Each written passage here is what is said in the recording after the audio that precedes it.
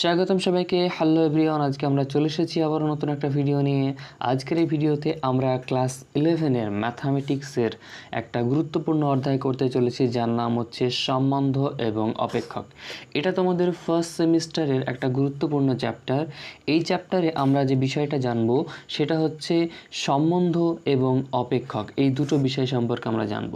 তবে মূলত এই ভিডিওটা পার্ট 1। এই ভিডিওতে আমরা সম্বন্ধ সম্পর্কে জানব বিস্তারিতভাবে এবং পরবর্তী ভিডিওগুলোতে আমরা অপেক্ষক সম্পর্কে জানব। তো তোমাদের পাঠ্য বইয়ে যদি ছায়া প্রকাশনী বই হয়ে থাকে তাহলে তোমরা দেখতে পাবে, অথবা সাতরা প্রকাশনীর বই হতে পারে, যে বই হোক না কেন দেখবে 2A লেখা আছে, অর্থাৎ এই চ্যাপ্টারের অনুশীলনীর নাম হচ্ছে 2A। আমরা মূলত আজকে সম্বন্ধ সম্পর্কে বিস্তারিত ধারণাগুলোকে খুবই সুন্দরভাবে বুঝবো এবং পরবর্তীতে সেই উদাহরণগুলো করব, যাতে করে আমরা যে কনসেপ্টগুলো বুঝেছি সেগুলোকে ঠিকঠাক বুঝেছি কিনা যাচাই করতে পারি। এবং পরবর্তীতে একের পর এক পার্ট 2, 1-এর পরে 2, 3 করে আস্তে আস্তে ভিডিও আসবে। তো সুতরাং আজকের ভিডিও চলো শুরু করা যাক। তো আজকে আমরা যে চ্যাপ্টারটা পড়ছি তার নাম হচ্ছে সম্বন্ধ এবং অপেক্ষক। মূলত সম্বন্ধ বলতে ইংরেজিতে বোঝায় রিলেশনস এবং অপেক্ষক বলতে বোঝায় ফাংশন। আমরা এই নামগুলো শুনেই কিন্তু অনেকখানি আন্দাজ করতে পারি, অর্থাৎ তোমরা যদি ভালো করে দেখার চেষ্টা করো যে রিলেশনস এবং ফাংশনস, এই নামগুলো পড়া মাত্রই তুমি বুঝতে পারবে। রিলেশন মানে সম্পর্ক, এটাকে সম্বন্ধ বলছে। যেমন ধরো ভাই বোনের সম্পর্ক হতে পারে, কিংবা পিতা পুত্রের সম্পর্ক হতে পারে, অথবা শিক্ষক বিদ্যার্থী বা শিক্ষক ছাত্রর সম্পর্ক হতে পারে। এই যে সম্পর্ক, এগুলোকে আমরা সম্পর্ক না বলে কি বলেছি এখানে, সম্বন্ধ। অর্থাৎ এই যে রিলেশনস, এর কথার মাধ্যমে সম্বন্ধ বলতে আমরা পিতা পুত্র বোঝাতে পারি, আমরা বাবা ছেলে বোঝাতে পারি, কিংবা আমরা ভাই বোন বোঝাতে পারি। এই সম্পর্কগুলো যেমন বলতে পারি, ঠিক তেমনই অঙ্কের ক্ষেত্রে কিছু আছে। যেমন ধরো সংখ্যা m সংখ্যা n এর থেকে ছোট, অর্থাৎ সংখ্যা mটা কার থেকে ছোট, n এর থেকে ছোট। এই যেভাবে লেখা যায়, মনে করো m এর ক্ষেত্রে আমি লিখে দিয়েছি 2 আর n হচ্ছে 5, তাহলে কোনটা বড়? হ্যাঁ, 5টা বড়, তার মানে 2টা ছোট। তো এই যে আমরা একটা সম্পর্ক তৈরি করলাম যে কোনটা বড় কোনটা ছোট। কিংবা আবার দেখো রেখার ক্ষেত্রে বলছে এল রেখাটি এম রেখার সমান্তরাল, মানে এল একটা রেখা আছে, এটা আছে এল রেখা, এর সমান্তরাল একটা রেখা নিয়েছি কি, এম রেখা। অর্থাৎ যখনই আমরা সম্পর্কের কথা বলবো তখন আমরা দেখতে পাচ্ছি মিনিমাম দুটো, হয় ভাই বোন পিতা পুত্র, অথবা শিক্ষক বিদ্যার্থী, কিংবা এম সংখ্যা এবং এন সংখ্যা, অথবা 2, 3, সবগুলোতে মিনিমাম কটার প্রয়োজন পড়ছে, দুটোর প্রয়োজন পড়ছে। একদম ঠিক। আবার দেখো সেট এ সেট বি এর উপসেট, তার মানে দুটোর মধ্যে সম্পর্ক আমরা কিন্তু নির্ণয় করতে পারি। এই সম্পর্কটাকেই আমরা গণিতের ভাষায় বলবো সম্বন্ধ বা রিলেশনস। এখন লক্ষ্য করো এইখানে যে আমরা সম্বন্ধ সম্পর্কে যে বিস্তারিতগুলো জানবো সেগুলো সম্পর্কে জানা সম্ভব হয়েছে যার জন্য তার নাম হচ্ছে লিবনিজ, লিবনিজ। তিনি এই সম্বন্ধ সম্পর্কে বিস্তারিত ধারণা আমাদের দেন, যার ছবিটা এখানে তোমরা পাশে দেখতে পাচ্ছ। তো চলো আমাদের মেন কনসেপ্টে দেখা যায় যে কি আছে। এখানে আমাদেরকে কার্তেশীয় গুণফল শিখতে হবে। আমরা কিন্তু সেটের অধ্যায়ে সেট কি জিনিস সেগুলো আমরা বিস্তারিত জেনেছি, অর্থাৎ তোমরা জেনে ফেলেছ। এখন আমরা জানবো কার্তেশীয় গুণফল কি, অর্থাৎ কার্তেশীয় গুণফল বা Cartesian product of A set কিভাবে করতে হয়। কিন্তু এইটা জানার জন্য আমাদেরকে যে কনসেপ্টটা লাগে সেটা হচ্ছে জোড়া। এই জোড়াকে বলা হচ্ছে কি, ক্রমিত জোড়। আমরা যখন আলোচনা করা শুরু করেছিলাম তখন দেখে থাকবে আমি বলেছিলাম যে মিনিমাম দুটো হতে পারে। যেমন ধরো পিতা, কী কী হতে পারে, পিতা অথবা পুত্র, অথবা 2, 5। তো মিনিমাম কটা জিনিস এখানে লেগেছে, মিনিমাম কিন্তু এখানে দুটো লেগেছে, এই যে 1, 2, অথবা পিতা পুত্রের মধ্যে দুটো। তো এইরকম দুটো যদি জিনিস থাকে বা দুটো পদ থাকে বা দুটো বস্তু থাকে, যেমন এখানে লিখে নিয়েছি এ এবং বি, তো এদেরকে আমরা কিভাবে লিখব, এটাই হচ্ছে আমাদের জানার বিষয়। যে সম্বন্ধ যখন করব যে ঠিক আছে 2 আছে 5 আছে, কিন্তু এদেরকে আমরা এই সম্বন্ধ চ্যাপ্টারে কিভাবে লিখব, এটাই হচ্ছে আমাদের জানার বিষয়। তো এখন বলছে দুটি বস্তুর পদ, একটা যদি এ হয় এবং একটা যদি বি হয়, এইগুলোকে আমরা ব্র্যাকেটের মধ্যে এ কমা বি আকারে আমরা লিখব। কিভাবে লিখব, যদি এ একটা পদ থাকে এবং বি একটা পদ থাকে, আমরা পদ বলতে পারি বস্তু বলতে পারি। যদি থাকে তাহলে আমরা কীভাবে লিখব, এ কমা বি আকারে। এই যে যুগলবন্দি আকারে লিখলাম, যেখানে এটা প্রথমে রয়েছে এবং বিটা কি রয়েছে দ্বিতীয়তে, অর্থাৎ প্রথমে যেটা রয়েছে সেটা হচ্ছে এ আর দ্বিতীয়তে রয়েছে সেটা হচ্ছে বি। এই এ কমা বি আকারে যদি ব্র্যাকেট দিয়ে লেখা যায় তাহলে আমরা বলবো এ ও বি এর ক্রমিত জোড় বা অর্ডার্ড পেয়ার। ব্যাপারটা আরেকবার বলি, যেমন ধরো আমাকে বলা হয়েছে এখানে রয়েছে কত 5 রয়েছে, 2 আর 5। তো এই 2 আর 5-এর মধ্যে আমি যদি এটাকে ব্র্যাকেট দিয়ে প্রথমে 2 এবং 5 লিখি তাহলে এই সম্পর্কটাকে আমরা কি বলবো? এই সম্পর্কটাকে আমরা বলবো 2 এবং 5 কিসে আছে না, তো ক্রমিত জোড়ে আছে বা অর্ডার্ড পেয়ারে আছে। সুতরাং এক্ষেত্রে একটা জিনিস মাথায় রাখতে হবে আমাদেরকে, সেটা হচ্ছে কি এখানে দেখতে পাচ্ছ 2 5 আছে, আমি যদি এটা ঘুরিয়ে লিখি 5,2, তাই তো? তাহলে এটাকেও যদি দিই তাহলে এটাও হয়ে যাবে কি 5,2। এটাও হচ্ছে একটা ক্রমিত জোড় বা অর্ডার্ড পেয়ার। কিন্তু প্রথমে লিখেছিলাম 2,5 ব্র্যাকেটের মধ্যে, দ্বিতীয়বার লিখেছি 5,2 ব্র্যাকেটের মধ্যে। তো এইখানে দেখো প্রথমে ছিল 2, এর পরে ছিল 5, এখন দেখতে পাচ্ছি প্রথমে 2 এর বদলে কত চলে এসেছে 5, আবার 5 ছিল সেখানে কত এসেছে 2, অর্থাৎ জায়গাটা পরিবর্তন ঘটেছে। আর এই জায়গা পরিবর্তন যেহেতু ঘটেছে এর অর্থ দাঁড়াচ্ছে প্রথম যে ক্রমিত জোড় আমরা নিয়েছি আর দ্বিতীয় যে ক্রমিত জোড় নিয়েছি এরা কখনোই সমান নয়। কেননা প্রথমে 2 রয়েছে এখানে 5 রয়েছে, পরেরটায় 5 রয়েছে এখানে 2 রয়েছে। এর অর্থ হচ্ছে যে পদগুলো আলাদা। যেমন ধরো এখানে আমাদের এ বি এর ক্ষেত্রে বলা আছে কি যে এ এবং বি দুটো পদ যদি নেওয়া হয় বা বস্তু নেওয়া হয় কিভাবে লিখতে পারি এ কমা বি। আবার এটাকে আমরা লিখতে পারি বি কমা এ যদি এটা এ নট ইকুয়াল টু বি হয়। এ নট ইকুয়াল টু বি বলতে কি বোঝাই, আমি একটা উদাহরণ নিয়ে তাহলে বুঝতে সুবিধা হবে। তার আগে এটাকে আমরা মুছে দিই। দেখো এখানে বলা হয়েছে যে আমি একটা নিলাম এ কমা বি, তাহলে এ কমা বি যদি থাকে তাহলে কি হবে, আমরা এ কমা বি আকারে যদি লিখতে পারি পরবর্তীতে আমরা দেখতে পাবো যে এ এর ক্ষেত্রে মনে করো 2, বি এর ক্ষেত্রে 3, তাহলে এইভাবে লেখা যায়। কিভাবে লিখবো 2,3 এটা লেখা গেল। এইটাকেই যদি আবার আমরা ঘুরিয়ে লিখি কি হবে 3,2 এটাও লেখা যায়। কিন্তু প্রথমে যে 2,3 লিখেছিলাম এবং পরে 3,2 লিখেছিলাম এগুলো প্রত্যেকটা কি প্রত্যেকটা আলাদা, এগুলো কখনোই সমান নয়। সমান কখন হবে, সমান হওয়ার একটা শর্ত রয়েছে। সেই সমান হওয়ার শর্ত হচ্ছে যেমন ধরো 1,1 অর্থাৎ এ আর বি দুটো কিন্তু একই যদি লিখে থাকি, দুটো যদি একই লিখে থাকে তাহলে কি হচ্ছে এটা ঘুরিয়ে যদি দিই আমি তাহলে 1,1 তার মানে এ কমা এ। একই যদি জিনিস হয়ে থাকে তাহলে দেখো দুটো বারবার লেখার প্রয়োজন নেই, এই দুটো তো একই জিনিস, এই জন্য আমরা এটাকে আর লিখব না। তো এখন বলা হচ্ছে যদি এ আর বি যদি সমান না হয়, কেননা 2 আর 3 কিন্তু সমান নয়, এখানে দেখতে পাচ্ছ যে 2 এবং 3 সমান নয়। যেহেতু সমান নয় তাহলে 2,3 যা হবে 3,2 এটা কিন্তু সম্পূর্ণ আলাদা। কি এটা সম্পূর্ণ আলাদা, যেটা এখানে লেখা আছে এ এবং B not equal to B comma A, অর্থাৎ এ কমা বি এবং বি কমা এ দুটো কিন্তু এক জিনিস নয়। কখন, যদি সেটা আলাদা আলাদা হয়, হতে পারে 2, 3, তাই তো? তার মানে 2, 3 এখানে সেই উদাহরণটা নেওয়া আছে দ্বিমাত্রিক তলে 2, 3 আর 3, 2। তাহলে ক্রমিত জোড়সমূহের দুটি বিন্দুকে বিন্দুরূপে প্রকাশ করা যায়। এখন আমার মনে করো দুটি ক্রমিত জোড় দেওয়া আছে, কটি ক্রমিত জোড় দেওয়া আছে দুটো, তখন আমরা কি করব, এই দুটো ক্রমিত জোড় যদি দেওয়া থাকে যেমন এ কমা বি আর সি কমা বি ডি যদি হয় তাহলে এদেরকে সমান করার উপায় কি, প্রথমে রয়েছে এ আবার পরেরটা প্রথমে রয়েছে সি, তার মানে এ আর সি এই দুটোকে আমি কি করতে পারি সমান ধরে নিতে পারি। কি করতে পারি সমান ধরে নিতে পারি। কেন, যদি দুটো সমান হয় তার মানে প্রথম পদ দুটো কি হবে দুটো ক্ষেত্রেই সমান হবে। আবার দেখো দ্বিতীয় ক্ষেত্রে বি রয়েছে আর এই পাশে কি রয়েছে ডি রয়েছে, তো দুটো যদি সমান করতে চাই বা দুটো ক্রমিত জোড়কে আমি সমান প্রমাণ করতে চাই তাহলে বি এর মান যা হবে ডি এর মানও তাই হবে, অর্থাৎ বি আর ডি দুটোকে সমান করে দিয়েছি। এরপরে আমরা বলতে পারবো A B equal to CD. একটা আলোচনা করি, উদাহরণ নিই তাহলে বুঝতে তোমাদের সুবিধা হবে। যেমন ধরো এখানে আমি লিখলাম যে 2,3 এখানে আছে কি এ কমা বি, তাহলে এই যদি আমাদের হাতে থেকে থাকে তাহলে আমরা কি করতে পারি, দেখো যে এই দুটোকে সমান বলতে গেলে একটাই শর্ত, দুইটা এ সমান হতে হবে, তাই তো?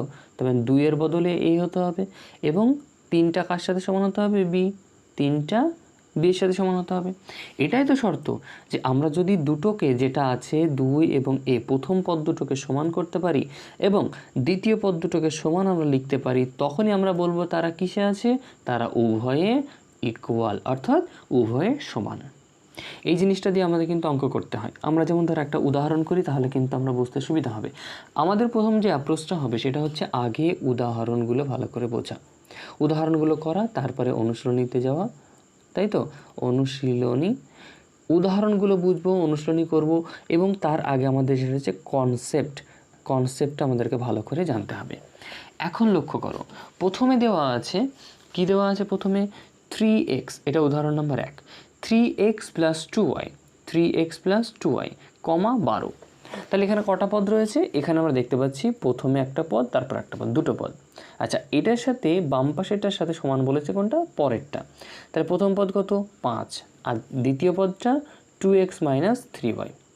এখন বলা হয়েছে যদি এই দুটো সমান হয়ে থাকে, এই ক্রমিত জোড় দুটো সমান হয়ে থাকে, তাহলে x এবং y এর মান নির্ণয় করো। তো এক্ষুনি আমরা শিখলাম, কি শিখেছিলাম? যে ক্রমিত জোড়ের ক্ষেত্রে আমরা যেটা বলতে পারি সেটা কি হচ্ছে না, দেখো প্রথম যে আছে 3x - 2 + 2y, এই প্রথমটার সাথে কি হবে? পরেরটার প্রথমটা সমান হবে। একই রকমভাবে পরেরটা দ্বিতীয়টার সাথে দ্বিতীয়টা সমান হবে। এখন যদি আমরা লক্ষ্য করি যে এখান থেকে করে দেওয়া আছে সমাধান হিসেবে, কি বলেছে? যেহেতু 3x + 2y 12, 5, 2x - 3y এই দুটো সমান, তাহলে দুটো ক্রমিত জোড়ের সমতার সংজ্ঞা থেকে পাই। দেখো এক্ষুনি আমরা ক্রমিত জোড়ের যে সংজ্ঞা, সেই সংজ্ঞাটা কিন্তু পেয়েছিলাম যে AC সমান হবে আর BD সমান হবে।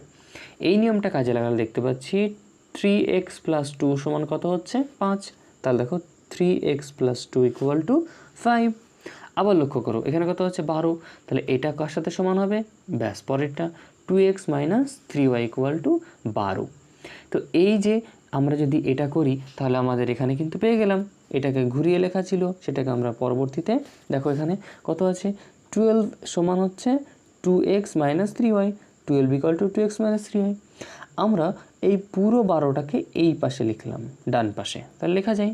হ্যাঁ, এবার 1 আর 2 নম্বর সমীকরণ যদি আমরা সমাধান করি, এই 1 আর 2 নম্বর সমীকরণ সমাধান করলেই আমাদের কাছে উত্তর চলে আসবে।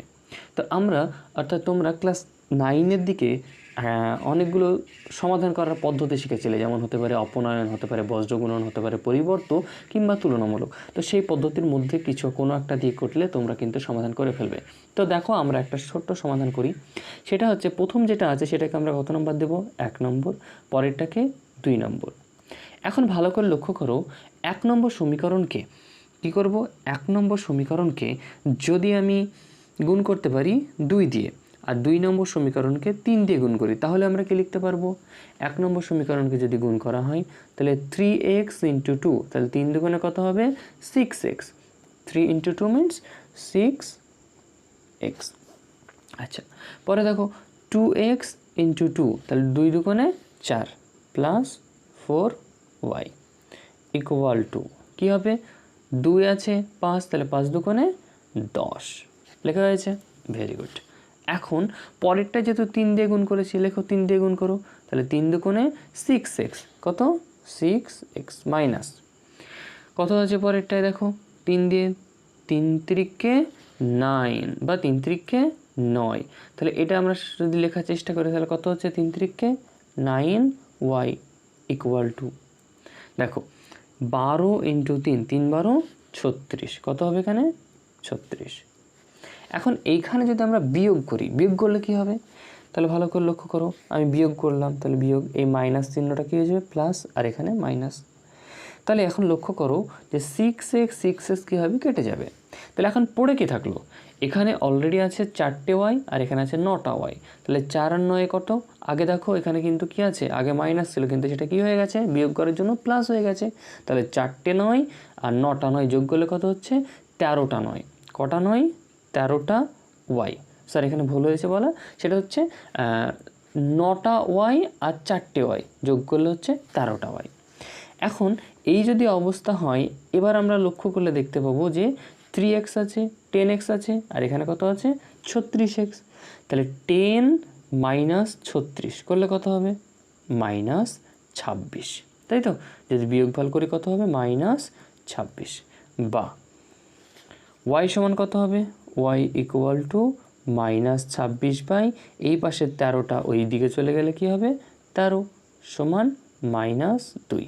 এই যে আমাদের কিন্তু এখানে উত্তর পেয়ে গেছি। -2y এর মান, আমরা কিন্তু -2y এর মান পেয়ে গেছি। এই y এর মানটা যদি আমরা যে কোনো একটা সমীকরণে বসাই তাহলে আমরা x এর মান কত পাবো? x এর মান পাবো 3। লক্ষ্য করো, যেমন ধরো আমরা যদি এটাকে একটু মুছে দিই, পাশে একটু করার চেষ্টা করি, তাহলে কি হবে? এই যে এখানে লক্ষ্য করো যে আমরা কত পেয়েছিলাম? y সমান -2, তাই তো? তাহলে এখানে আমরা 2 নম্বর সমীকরণকে নিয়ে নাও। তাহলে 2 নম্বর সমীকরণ থেকে কি পাচ্ছি?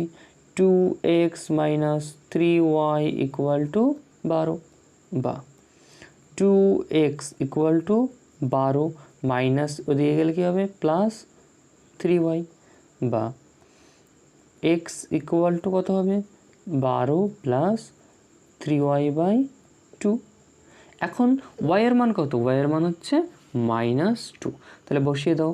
তাহলে 12 যদি -2 বসিয়ে দেয় তাহলে -3 দুগুণে 6/2। তাহলে 12 থেকে 6 বাদ গেলে কত হবে? 12 থেকে 6 বাদ গেলে 6/2 অর্থাৎ 3। এখন লক্ষ্য করো, তাহলে আমরা কি পেলাম? x = 3। এই যে x = 3। তার মানে এখানে আমরা দেখতে পেলাম যে এই সমীকরণগুলোর ক্ষেত্রে প্রথমটার সাথে প্রথমটাকে সমান করে দিয়েছে, যে একটা সমীকরণ পেয়েছি। আবার দ্বিতীয়টার সাথে দ্বিতীয়টাকে সমান করে দিয়ে অপর একটা সমীকরণ আমরা পেয়েছি। আর এই দুটো সমীকরণ সমাধান করলে x এর মান 3, এই যে এক্ষুনি পেলাম, আর y এর মান আগে পেয়েছিলাম কত? -2। অর্থাৎ আমরা x এবং y এর মান সমাধান করে ফেললাম। বোঝা গেছে? তাহলে এই যে আমরা ক্রমিত জোড় শিখলাম, এই ক্রমিত জোড়ের মাধ্যমে যে কোনো পদ দুটো সমান কিনা বা দুটো ক্রমিত জোড় সমান কিনা সেটা আমরা যাচাই করে দেখলাম। থিওরি এবং প্র্যাকটিক্যাল বলতে উদাহরণ সহযোগে। আমরা আরেকটা করি উদাহরণ। যেমন ধরো এখানে একটা সহজ উদাহরণ নিলে আরও সুবিধা হবে তোমাদের জন্য বুঝতে, যে এই পাশে আছে x+1, অপর দিকে আছে y-2, একটা আছে 3, একটা হচ্ছে 1।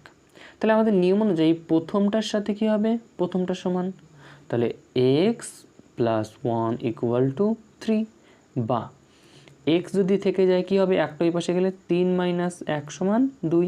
তার মানে x এর মান কত পেলাম? x এর মান পেলাম 2। বোঝা গেল? x এর মান 2। আবার লক্ষ্য করো y-2, তাহলে y-2 সমান কত? 1 = 1, বা y = এই -2 এই পাশে গেলে কি হবে? 1 + 2 = 3। তোমার y এর মান কত পেলাম? y এর মান পেলাম 3। তাহলে একই রকমভাবে যে দেওয়া আছে দুটো সম্পর্ক, অর্থাৎ দুটো ক্রমিত জোড় বা অর্ডার পেয়ার, এইটাকে থেকে আমরা x এবং y এর মান বের করতে পারছি। কেননা এগুলো যেহেতু সমান দেওয়া আছে, তার জন্য আমরা কি করলাম? x এর মান 2 পেয়েছি এবং y এর মান পেয়েছি 3। তো আশা করি এই অঙ্কগুলোর মাধ্যমে তুমি এই যে চ্যাপ্টারগুলো আমরা করা হচ্ছে, সম্বন্ধ সম্পর্কে যে অঙ্কগুলো করা হচ্ছে সেগুলো বুঝতে পেরেছো। এখন আমরা যেটা শিখবো সেটা হচ্ছে মূলত যে কার্তেশীয় গুণফলটা কীভাবে করব। আমরা অর্ডার পেয়ার শিখে গেছি, এখন আমরা কার্তেশীয় গুণফল করব। এখন লক্ষ্য করো, আমরা একটা উদাহরণ নিই, তাহলে আমাদের বুঝতে কিন্তু সুবিধা হবে। যে এ একটা সেট নিয়েছি, এই সেটের ভিতর কি আছে? এ হলো দুটি রঙের সেট, অর্থাৎ এর ভিতরে কি লাল এবং নীল দুটো রং আছে। তো এই দুটো রং আছে এবং বি হলো একটি বস্তু সেট। বি একটা কি? বস্তু সেট। যেমন বিতে কি আছে? একটা বি আছে, একটা সি আছে, আর একটা এস আছে। বি মানে হচ্ছে ব্যাগ, সি মানে হচ্ছে কোট, এবং এস মানে হচ্ছে শার্ট। এগুলো আছে, আমরা সংক্ষেপে পড়ি। তার মানে এই একটা সেটের মধ্যে কি আছে? লাল এবং নীল রং। এই যে একটা লাল রং, একটা হচ্ছে নীল রং। Very good. এখন বি হচ্ছে অপর একটা সেট, যেখানে কি আছে? বি আছে, সি আছে, এস আছে। তো এখন বলা হচ্ছে এইগুলো যদি আমি নিই, এদিকে দুটো আর এই বরাবর 3টে, তাহলে কতগুলো জোড়া আমি গঠন করতে পারবো তাই বলেছে। তো আমরা দেখবো এখানে 6খানা পারবো। কটা পারবো? 6টা। কিভাবে? দেখো, প্রথমে লাল কালারের বি নেব আমি, একটা নেওয়া যেতে পারে লাল কালারের বি। আবার লাল কালারের সি নিতে পারি। ভেরি গুড, লাল কালারের সি নিতে পারি। আবার লাল কালারের এস নিতে পারি, লাল কালারের এস নিতে পারি। তাই তো? তাহলে 3টে কমপ্লিট হয়ে গেল। একই রকমভাবে আরেকটা তো আছে, আরেকটা কি নীল, নীল কালার। তাহলে এখানে কি আছে বি, এখানে সি, এখানে এস। তাহলে এখন দেখো যে একটা নীল কালারেরও বি নিতে পারি। তাহলে কত নম্বর হলো? 4 নম্বর। আবার নীল কালারের সি নিতে পারি, তাহলে এটা হচ্ছে 5 নম্বর। আবার নীল কালারের এস নিতে পারি, এটা হচ্ছে 6 নম্বর। তার মানে যদি একটা সেটে 2টো উপাদান থাকে, অপর একটা সেটে 3টে উপাদান থাকে, তাহলে 3 দুগুণে 3 × 2 = 6, অর্থাৎ আমরা 6টা জোড় গঠন করতে পারি। কটা জোড় গঠন করতে পারি? 6টা জোড় গঠন করতে পারি। তাহলে লালের সাথে বি নিয়েছি একটা, আবার কি করেছি লালের সাথে সি নিয়েছি অপর একটা, তাহলে 2টো হলো। লালের সাথে এস নিয়েছি, কটা হলো? 3টে। নীলের সাথে বি নিয়েছি, আবার নীলের সাথে সি নিয়েছি, পরবর্তীতে নীলের সাথে এস নিয়েছি। তাহলে টোটাল আমরা এখানে কটা পেলাম? টোটাল এখানে আমরা 6টা পেয়েছি। এই যে আমরা দুটো সেটকে লিখতে পারলাম 6টা অর্ডার পেয়ার হিসেবে বা জোড় হিসেবে, এইটাকেই আমরা একটা সুন্দরভাবে লেখার পদ্ধতি আছে। যে পদ্ধতি যদি লিখতে পারি, সেইগুলোকে যদি আমরা দ্বিতীয় ব্র্যাকেটের মধ্যে দিয়ে এইগুলোকে দ্বিতীয় ব্র্যাকেটের মধ্যে দিয়ে লিখতে পারি, তখন আমরা বলতে পারবো এই টোটালটা হচ্ছে কি এ ক্রস বি, বা এ কার্তেশীয় প্রোডাক্ট বি। কি? এ কার্তেশীয় প্রোডাক্ট বি। আমরা এটাকে দ্বিতীয় ব্র্যাকেট দিয়ে দিলাম, দ্বিতীয় ব্র্যাকেট। এটা হবে এ ক্রস বি। কেন হবে এ ক্রস বি? কেননা দেখো প্রথম যে উপাদান লাল লাল লাল অথবা নীল নীল নীল, এই উপাদানগুলো কোন সেটে আছে? এ সেটে। তার মানে এ সেটটা প্রথমে থাকবে। আবার লক্ষ্য করো বি সি এস অথবা বি সি এস, এগুলো কোন সেটে? বি সেটে। তার মানে বিটা কি আছে?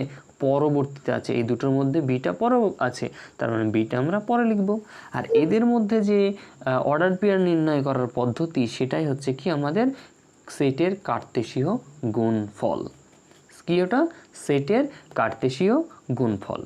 আমরা দেখো এই যে এ ক্রস বিটাকে আমরা উদাহরণ হিসাবে আমরা সুন্দর করে লিখেছি কি লাল কমা বি, লাল কমা সি, লাল কমা এস, নীল কমা বি, নীল কমা সি, নীল কমা এস। অর্থাৎ এটা প্রথমে আছে, ওই জন্য প্রথমকার উপাদানগুলো সব হচ্ছে কার? এর। প্রথমকার যতগুলো উপাদান আছে সমস্ত কিছু কার? সমস্ত কিছু হচ্ছে এ। আবার দ্বিতীয়টা কার? দ্বিতীয়টা হচ্ছে বি এর। কেন এটা লেখা হচ্ছে? কারণ এগুলো হচ্ছে অর্ডার পেয়ার আকারে আছে, তার জন্য এটাকে আমরা লিখতে পাচ্ছি। তার মানে বি নাম্বারে যেটা আছে সেটা হচ্ছে কি বি এরটা পরে থাকবে আর এরটা আগে থাকবে। এখানে আমরা সংজ্ঞাটা যদি ভালো করে দেখি, বলেছে শূন্য নয় এরূপ দুটি সেট পি কিউ। এই সেটগুলো কিন্তু শূন্য হতে পারবে না। তবে কার্তেশীয় গুণফল পি কিউ যদি লেখা যায়, তাহলে পি এই বড় হাতের পি এর জিনিসটা আগে থাকবে এবং ছোট হাতের পি এর এলিমেন্ট বা পদগুলো পরে থাকবে, যেটা আমরা অলরেডি দেখে ফেলেছি। তা আশা করি কোনো অসুবিধা তোমাদের না হওয়া উচিত। যদি সমস্যা হয় আমাদের কমেন্ট করে জানাও এবং ভিডিওটা প্রয়োজনে দুবার দেখো, তাহলে আরও বুঝতে সুবিধা হবে। এবার তোমাদের ছায়া প্রকাশনী বইয়ে যেভাবে দেওয়া আছে যে যদি এ এবং বি দুটো সেট নেওয়া হয়, তাহলে এদের আমরা কার্তেশিয়ান প্রোডাক্ট কীভাবে লিখব? কার্তেশিয়ান প্রোডাক্ট লেখার নিয়ম হচ্ছে যে এতে যে উপাদানটা ছিল যদি এক্স উপাদান থাকে সেটা আগে, এবং বিতে যে উপাদান থাকবে সেটা হচ্ছে পরে লিখব। আমরা কিন্তু যদি এখান থেকে পড়ি, যে কথা আমি আগে বলেছি সেই কথাও এখানে পরিষ্কার করে লেখা আছে, তোমরা একবার পড়ে নিবা। এখন দেখো তাহলে এক্স, আমি একটা উদাহরণ নিই, উদাহরণ নিলে আমাদের বুঝতে সুবিধা হবে। উদাহরণ হচ্ছে যে এ একটা সেট রয়েছে, কি এ একটা সেট এ বি সি রয়েছে, তাহলে এ সেটে কি আছে? A B C. বি একটা সেট নিয়েছি 1 আর 2 আছে, তাহলে এখানে আমরা কি করে লিখব? তাহলে এ সেটের আমরা এ ক্রস বি করব। তাহলে এ ক্রস বি করলে কি হবে? এ ক্রস বি, তার মানে এ এর উপাদানটা আগে থাকে আর বি এর উপাদানটা পরে। একদম ঠিক, এর উপাদানটা কোথায় থাকবে? আগে। তো এর উপাদান কি আছে? এ, তারপরে বি এর উপাদান 1, তাহলে আমরা কি বলতে পারি? A1, তাই তো? প্রথমে এ নিব, তারপরে 1 নিব, A1, তারপরে A2 লেখা যায়, ভেরি গুড। তারপরে B1, B2, next C1, C2। এই যে আমরা এটাকে কিন্তু সুন্দর করে লিখে ফেললাম। কীভাবে লিখলাম আরেকবার দেখো, এখানে যেটা আছে যে এর সাথে কি দিয়েছি? A1, তারপরে A2। কেন? এটাকে এখানে যেহেতু আমাদের ডবল আছে ওই জন্য আমরা ডবল আকারে লিখছি, অর্থাৎ এ লেখা আছে, এরপরে কি হচ্ছে 1, এরপরে আবার 2, আর কি নিতে পারি? বি এর পরে 1, বি এর পরে 2, আর কি নেওয়া যেতে পারে? সি এর পরে 1, সি এর পরে 2, ব্যাস। এটা হচ্ছে এ ক্রস বি। যেহেতু এটা আগে ছিল তাই এর উপাদানগুলো সব আগে আমরা লিখে ফেলেছি এবিসি।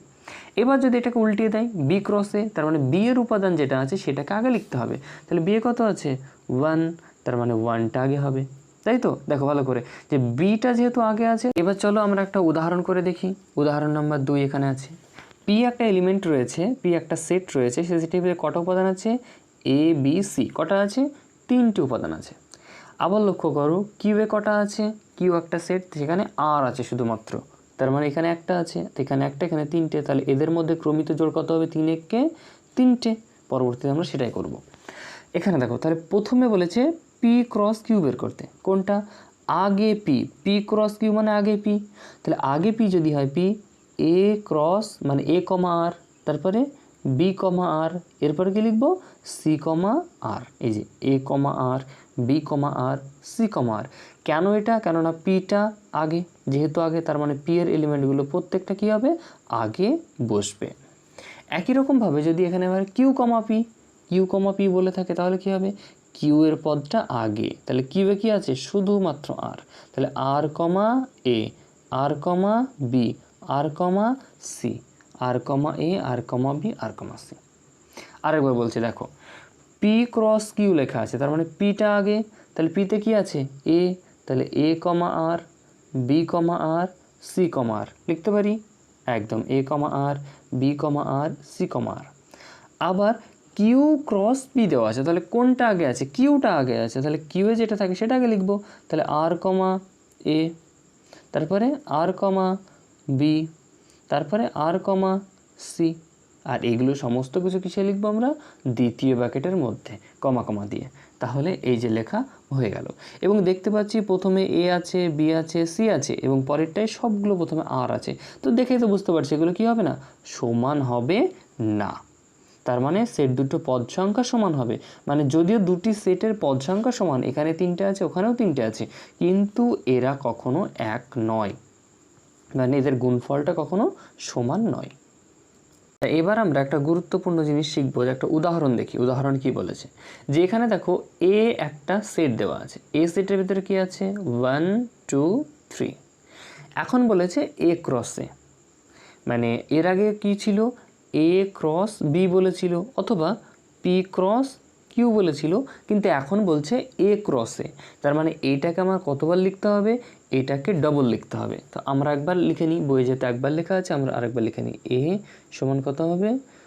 1 2 3। কত আছে? 1 2 3। তাহলে এখন লক্ষ্য করো যে এদের মধ্যে ক্রস ঘটাতে হবে। তাহলে প্রথমে কত আছে? এখানে কতগুলো পদ আছে? 3টে। এখানে কতগুলো পদ আছে? 3টে। তাহলে 3টে গুণ 3টে, তাহলে টোটাল পদ কতগুলো হওয়া উচিত? 9টা। পদ বা বস্তু বা এলিমেন্ট কতগুলো হবে? 9খানা। আমরা 9খানাই পাবো।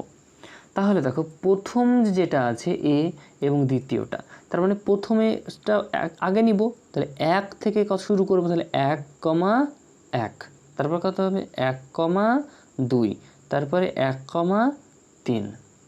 এই যে 1 কমা 1, 1 কমা 2, 1 কমা 3। ভালো করে দেখো 1 আছে প্রথমে, তাহলে 1 কমা 1, 1 কমা 2, তারপর 1 কমা 3 লেখা যায়। এটা লিখে দিলাম, তাহলে 1 কমা 1, 1 কমা 2, 1 কমা 3। এবার 1-এর কাজ তো আমার কমপ্লিট, তাহলে কে পড়ে থাকলো? 2। তাহলে এখানে দেখো 2 কমা 1, 2 কমা 2, 2 কমা 3 লেখা যায়। কি লিখলাম? 2 থেকে 2 কমা 1, 2 কমা 2, 2 কমা 3। তাহলে এই যে দেখো 2 কমা 1, 2 কমা 2, 2 কমা 3। এবার লাস্ট কি পড়ে আছে? 3-এরটা 3। তাহলে কি হবে? 3 কমা 1, 3 কমা 2, 3 কমা 3। ভালো করে দেখো, তাহলে 3 কমা 1 লেখা হয়ে গেল, 3 কমা 2 লেখা কমপ্লিট, 3 কমা 3 লেখা কমপ্লিট। আর এই সমস্ত কিছু যা লিখলাম সেগুলো কি হবে? দ্বিতীয় ব্র্যাকেটের মধ্যে লেখা হবে। তার মানে এ ক্রস এ করলাম, অর্থাৎ এ থেকে এ সেটে যদি ক্রস করা হয়, তখন যেহেতু প্রথমে 3খানা, তারপরে 3খানা, তার মানে টোটাল কখন হবে? 9টা। 1 2 3 4 5 6 7 8 9। তার মানে আমরা কিন্তু 9টা পেয়ে গেছি। এই অঙ্কটা আবার আমরা করে দেখি। তো এখন দেখো, লক্ষ্য করো যে এ ক্রস এ কী বলেছে, তাহলে 1 থেকে শুরু করব, 1,1, 1,2, তারপরে হবে কত 1,3, এবার 2,1, 2,2, 2,3, নেক্সট কি দাঁড়াবে 3,1, 3,2, 3,3, তাই তো? এই যে পর আমরা লিখে দিয়েছি দ্বিতীয় প্যাকেটের মধ্যে দিয়ে। তো এই পর্যন্তই ছিল আজকের পড়া, এবং তোমাদের জন্য একটা হোমওয়ার্ক থেকে গেল, সেটা হচ্ছে কি 3টে এ যদি গুণ করি তখন কি হবে, এ ক্রস এ। এইটা অঙ্কটা সমাধান করে আমাকে কমেন্টে জানিও যে আদৌ পারছো কি না। যদি অসুবিধা হয় তাহলে আমি করে দেবো, আর যদি সমাধানটা তোমরা নিজে করতে পারো তাহলে এটা তোমাদের জন্য খুবই উপকারী হবে, কারণ তোমরা এই চ্যাপ্টার কিন্তু খুবই সহজ এবং তোমাদেরকে যা বোঝানো হয়েছে তাতে তোমাদের পারা উচিত। তো আজকের ভিডিও এ পর্যন্ত, আবার দেখা হচ্ছে পরবর্তী কোনো একটা ভিডিওতে। ততক্ষণ পর্যন্ত তোমরা ভালো করে অঙ্কগুলো করতে থাকো, আর তার পাশাপাশি আমাদের চ্যানেলটিকে সাবস্ক্রাইব করে রেখে দিও এবং পাশে থাকা বেল আইকনটিকে ক্লিক করে দিও যাতে আমার সমস্ত নোটিফিকেশান পেয়ে যাও।